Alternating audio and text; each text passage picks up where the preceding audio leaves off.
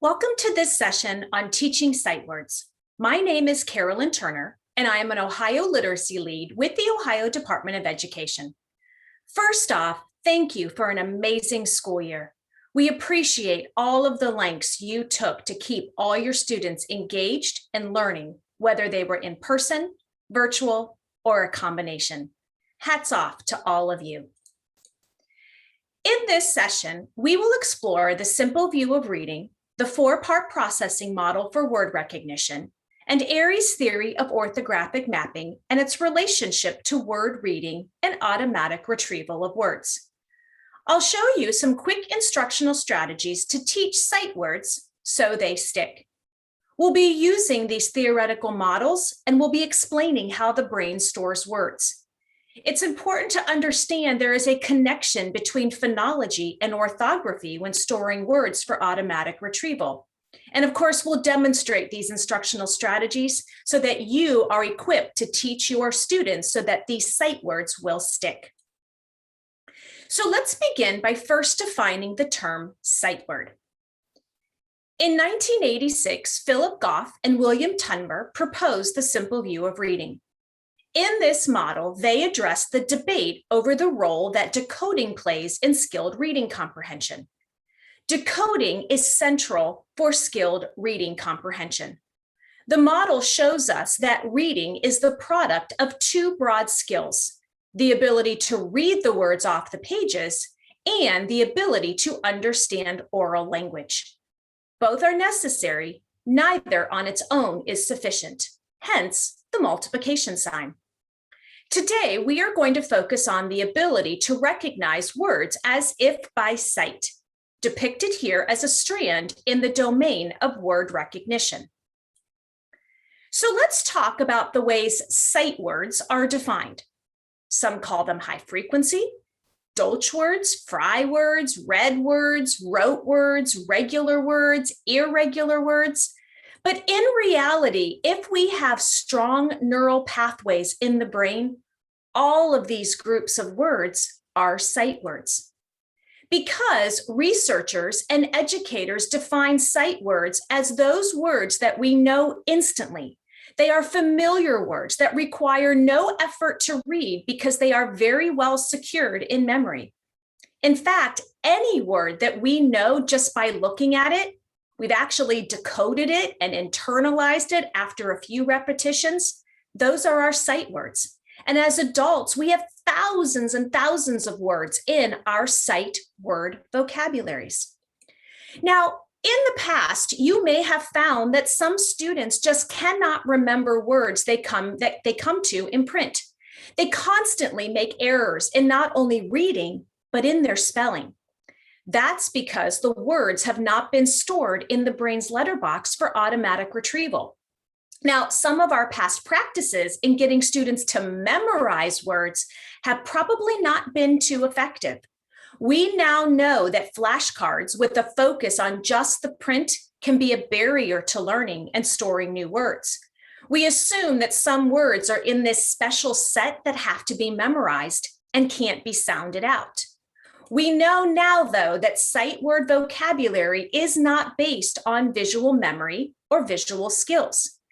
In his Essentials book, Dr. David Kilpatrick explains that sight word reading is not based on memory or visual skills. Scientific discoveries into reading have shown that this is not the case. If word reading is not based upon visual memory, what skills is it strongly correlated with? How might this shift in understanding influence a shift in reading instruction? Let's begin by exploring a few terms. So the first term I want to introduce is the term orthographic mapping. Orthographic mapping is the process that all successful readers use to become fluent readers. Through orthographic mapping, students use the oral language processing part of their brain to map or connect the sounds of words they already know, the phonemes, to the letters in a word, which are the spellings. They then permanently store the connected sounds and letters of words, along with their meanings, as instantly recognizable words described as sight vocabulary or sight words. So, Dr. Kilpatrick reminds us that orthographic mapping is a mental process, not a skill, teaching technique, or activity you can do with students. When we orthographically map a word, the letters we see and the sounds we hear in that word get processed together as a sight word and are stored together in the brain. This is not memorization just the way a word looks. What needs to be taught are phonemic awareness and phonics skills, which enable the process of orthographic mapping to occur. So let's explore this a little bit more. So in Aries' theory of orthographic mapping, she explains that the brain forms these connections or mappings of words. And it's the knowledge of grapheme-phoneme systems that provide the glue that connects the spellings to the pronunciations in our memory. So for example, if a student knows the spoken word canine, its pronunciation is stored in long-term memory. They know what it means and they know what it sounds like. Now, if a reader has good phonemic awareness skills, they pull the word apart into its individual sounds, its individual phonemes. So say canine, and let's think about all the sounds in the word canine. K, A, N, I, N. Blend it together, canine. Those sounds become the support points for the word's printed sequence. The student can then attach each phoneme to its corresponding letter or spelling. The student is using the power of what is known, the pronunciation, and attaching it like glue to the printed word canine. Now, these phonological skills that you see on the screen are related to word development. When we master the skills in early phonological awareness, we are able to more effectively learn letters and sounds. This knowledge allows us to begin to blend and segment the sounds in words, which is basic phonemic awareness, which in turn leads to higher success with decoding words. As we begin to develop these early decoding skills, we need a more advanced level of phonemic awareness to understand how the sounds and words can be manipulated to form new words. So think about the word bit. There are 3 sounds in the word bit. But if I manipulate the middle sound and I substitute it for another sound, let's say ah, that word is now the word bat. I've changed the word based on the phonemes that have been manipulated. This is the key to automatic word decoding. Our brains don't guess at words or only look at the first letters or last letters. Our brains process every letter in a word. Good readers know how and have been taught how to do it more effortlessly than poor readers. Dr. Lene Airy explains orthographic mapping may not work well for students who struggle with letter sound knowledge or who don't have proficient phonemic awareness skills. She says there are skills that need to be in place before orthographic mapping can even take place. To form connections and retain words in memory, readers need some prerequisite abilities. They have to possess phonemic awareness, particularly segmentation and blending. They must know the major grapheme-phoneme correspondences, that letter sound knowledge of the writing system. And then they need to be able to read unfamiliar words on their own by applying those decoding strategies. So by doing so, that's going to activate orthographic mapping in order to retain those words, their spellings, their pronunciations, and their meanings, and have them retained in our memory. So, how do we facilitate this process of orthographic mapping? Well, first, we need to understand some characteristics of good readers who have a good, proficient reading brain, and think about what they are actually doing in reading. So we know that good readers are very efficient in their word reading. They don't need to sound out every word. They've done that through repetition, and then those words are stored back in the brain's letterbox. Good readers don't guess at words. They know to look at the sound symbol correspondences. And by doing that, it appears that they read with little effort because those words have been stored. And because of this accurate and automatic word reading, they are now equipped for comprehension to be the outcome. Comprehension can be facilitated by that accurate and automatic word reading. So how do we help more readers become good readers? What do we need to teach? What do we need to understand? Well, to begin, let's start with the English language system. Take a moment to read this paragraph and try to determine the percentages below each box. I'll give you a moment to do that.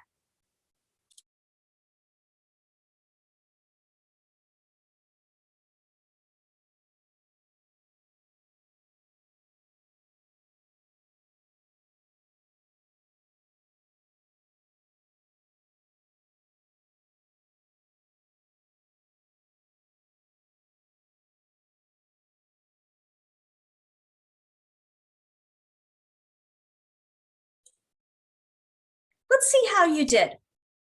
Given that only 4% of English words are totally irregular, there is tremendous value in teaching students to use a phonemic approach to spelling and reading.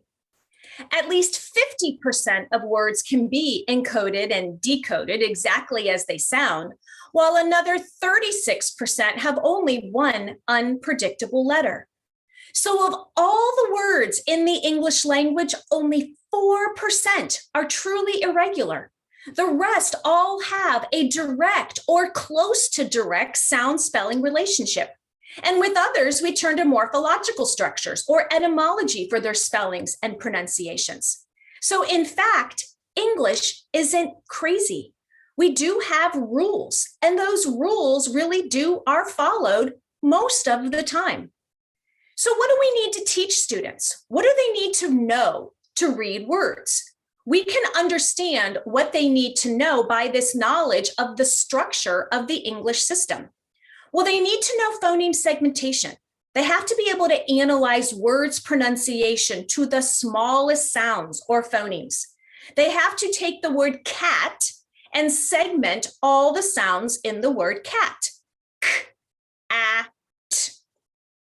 Then they need to be able to segment sounds in words like the word chip, ch, I, p. And getting even more complex, perhaps words like the word nest, n, e, s, t. So then they have to be able to segment the phonemes, but then they also have to be able to attach those phonemes to the graphemes or the letters that make up the word. And it's those letter sound correspondences that they need to know. That's the glue to the writing system. So in the word cat, k, a, t, they have to know that that's a C and an A and a T. In the word chip, they have to know that it's a CH, an I, and a P. 3 sounds, 4 letters, 3 graphemes. Ch, CH, I, P. And then in the word nest, N, E, S, T, N, E, S, T. That's where the process of orthographic mapping occurs, because through that process of the phonemes to the graphemes and connecting the sounds to the symbols, that helps those words then get stored for later retrieval. And then, of course, word meaning. We have to know what a cat is. We have to have heard that word cat before. We have to know what a chip is. We have to know possible different meanings of the word chip. Is it something that I eat out of the bag as a snack after school? Is it a chip or a piece of wood that I see on the floor? Is it a computer chip that's allowing my computer to run? We have to connect those sounds to their meanings in our memory. So it's all about the language then that students need to know in order to read words. So the 4-part processing model of word recognition is how we get words to truly become automatic. We teach to the 4-part processor. It's a bottom-up approach, and the key is to build a solid foundation through both phonology and orthography. Then we move to meaning and context. Let's take a look at an example of this.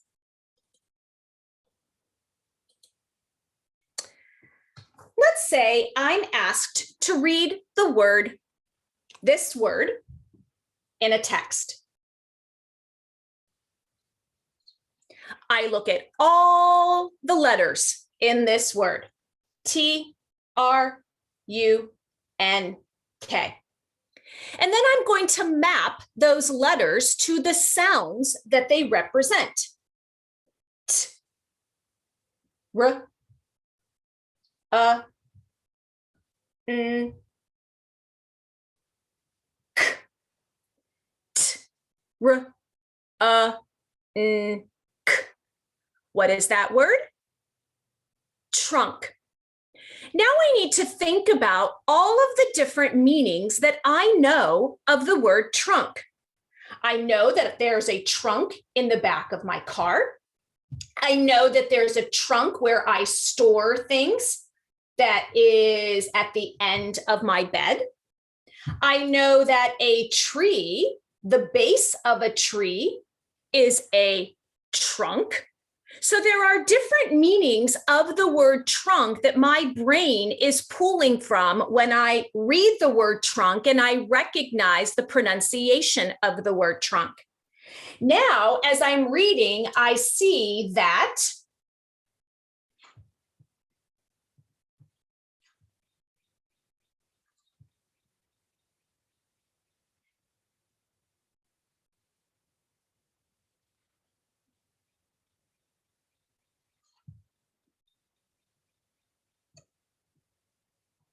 the sentence is, the trunk was large and fully formed in the forest.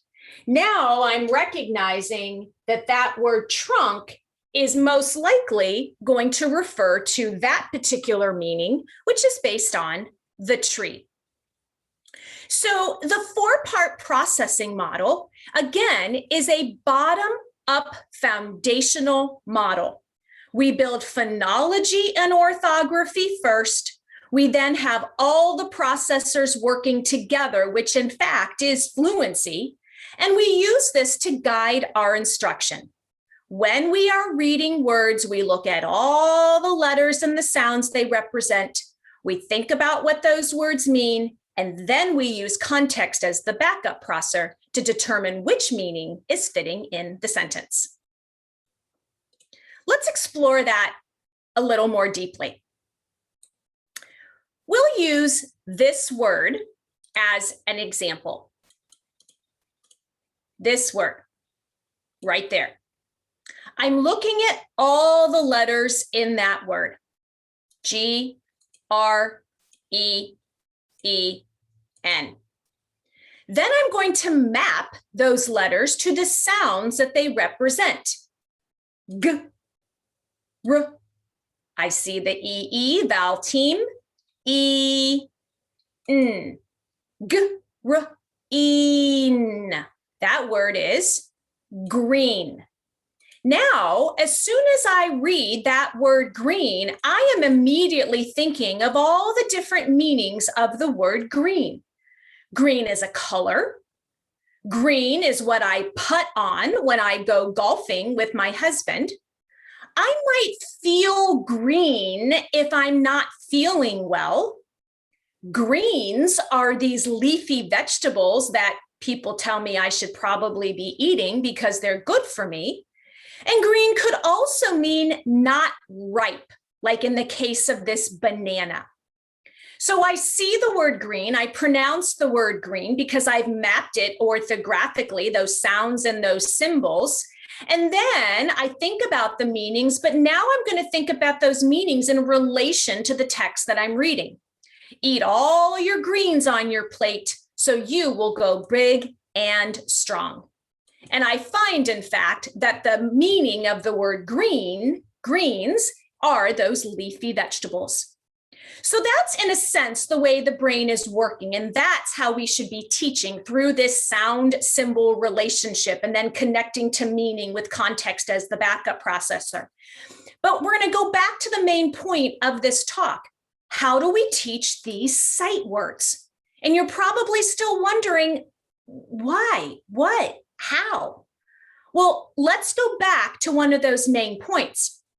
And remember that any word that we know just by looking at it, and it's because we've decoded it and internalized it after a few repetitions, that's a sight word. So we need to rethink then our definition of sight words and group our words into 3 general categories. We have words that are regularly spelled. Okay, they follow most common phoneme-grapheme relationships. But not all words start off with regularly spelled phoneme-grapheme relationships, like in the case of kindergarten or perhaps first grade. We build our skills and we build through a strong scope and sequence to develop those regularly spelled patterns. And in the meantime, there are some words then that are temporarily irregularly spelled because we haven't yet learned the phoneme grapheme patterns. But once we've learned the patterns, we can then apply the patterns to multiple words that contain the same spelling pattern. Then we have some words that they're permanent. They are permanently irregularly spelled. They have phoneme grapheme relations that are individual to that word, or perhaps a few others. But we're going to find that even with these permanently irregularly spelled words, they're not crazy, because there could be some parts of them that are phonemically and graphically regular. So let's take a look at some examples. Here are some examples of words that at one time might be irregular, but once we know the patterns and have been taught the patterns, they become regular words, like the word old. If we follow a strong scope and sequence, eventually students learn that there are a group of words, we call them the wild old words, like wild and old and host and most. They kind of are all grouped together in this category. And so they are now regular words. We don't have to consider them as a crazy word or a memory word or a flash word. They are words that we have now learned the pattern and we can decode by their sound spelling relationship. The word give. Now, early on, give might be an irregular word. However, once we learn one of the jobs of E is to protect the V from being the last letter, because no English words end in V. Once we know that, give is no longer an irregular word. There's a rule, there's a pattern, there's a reason why give is spelled the way it is. We talk about blends and the word nest. Think about the word no when we've taught the silent letters, and we've taught OW, like in the word snow. Same thing with how. We've now taught OW, and some words makes the ow sound, like clown and frown. We taught the like in look and book and took. And of course, another job of Magic E, to make the vowel say its name. Are controlled, like in the word never. So these are words that perhaps might be on a list of sight words, but they are, in fact, once the patterns have been taught, they're actually regular words. Now, how do we teach this? Okay, well, we teach students, because remember, orthographic mapping is a process. Orthographic mapping is not a skill or a teaching technique. The way that our brains orthographically map words or learn to orthographically map words is through a process called phoneme grapheme mapping. And an activity that we can use to do that is called tap it, map it, and graph it. And I'll show you a few examples of how to do this. With Tap It, Map It, Graph It, we associate the speech sounds with the graphemes, the letters and the letter combinations.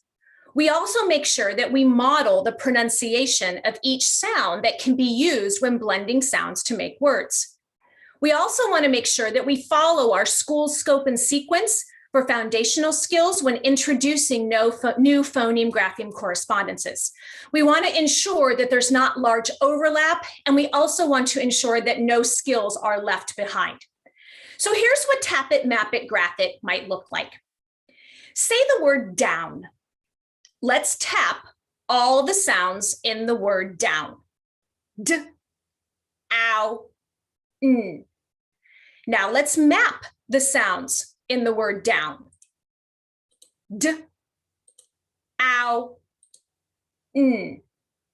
Now let's graph the graphemes, the letters to the sounds in the word down. D, D, ow, O-W, n, n. Now let's blend all the sounds. D, own, down. Let's try another one.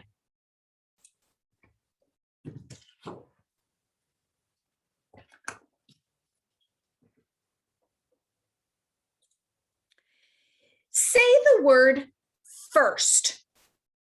Let's tap all the sounds in the word first. F, s, t. Now let's map the sounds in the word first. F, s, t. Now let's graph the sounds in the word first.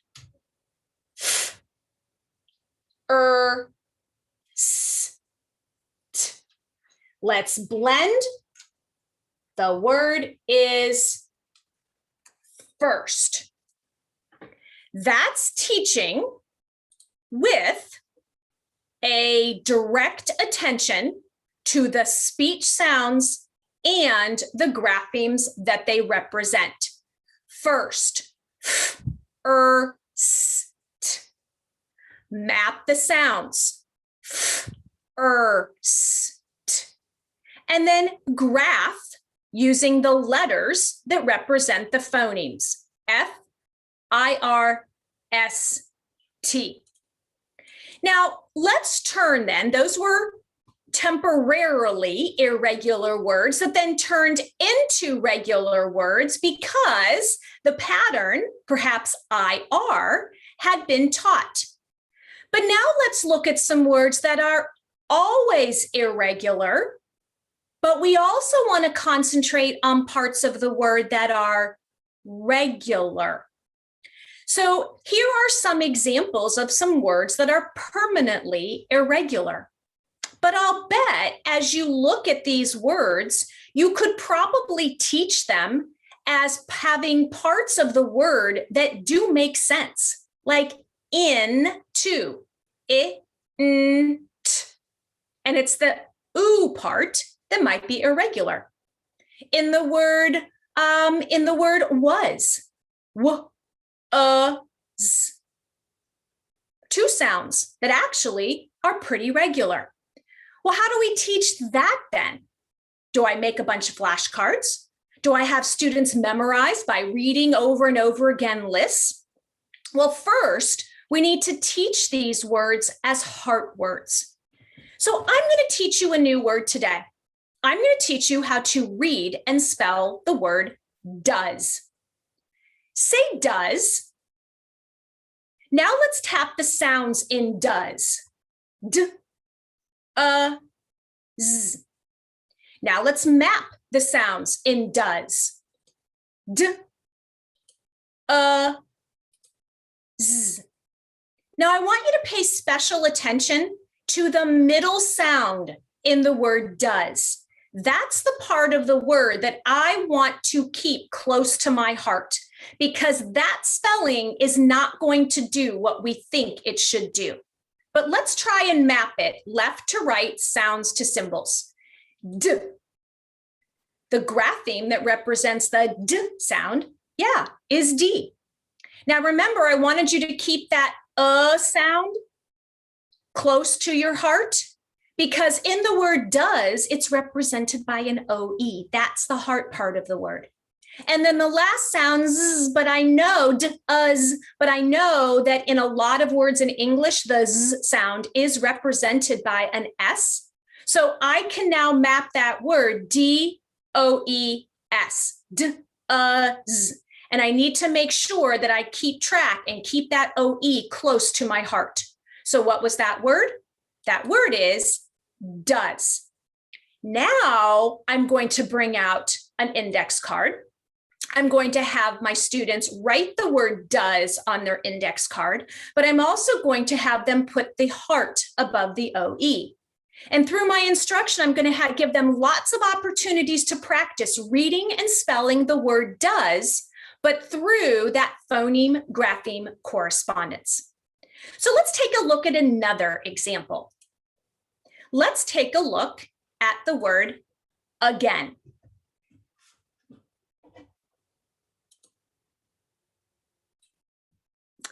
Say the word again.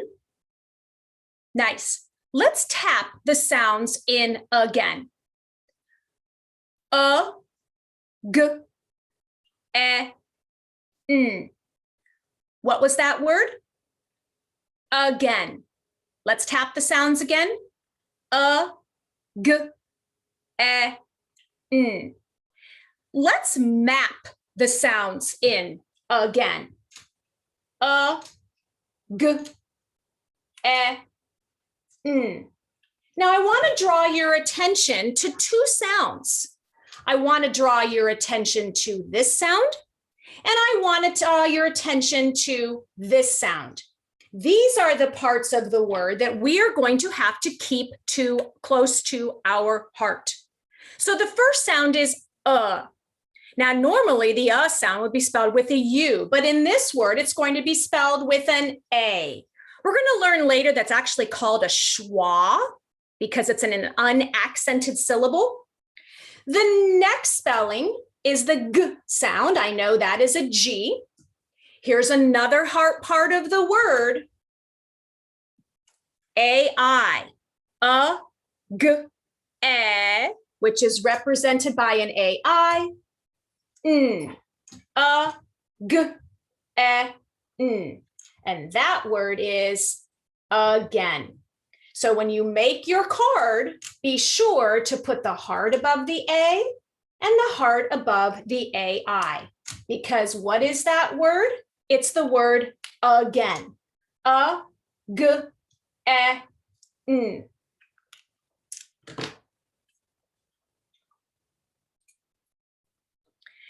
So what this really means is that we need to start thinking about teaching smarter and not necessarily harder. Because when we acquire new words, if we use the phoneme grapheme then attached to the meaning process, and we provide 4 quality encounters, at least 4 quality encounters for interacting with that word in that manner, we could then get those words to be stored where they need to be stored. However, without decoding, it might take almost 30 encounters and practices to do that, not even quality practices. In other words, flashing a flashcard may not get to our desired result. But with the decoding process and using more efficient strategies to help store those words, then we make that process more stable. So what have we learned today? We've learned that reading is not a visual process. It's all about the language, it's all about the sounds, and those sounds are attached to the print. We want students' automatic word recognition to increase. And this happens when they can make a connection to the phonology and the orthographic patterns within high-frequency words, rather than just simply memorizing words off of a flashcard.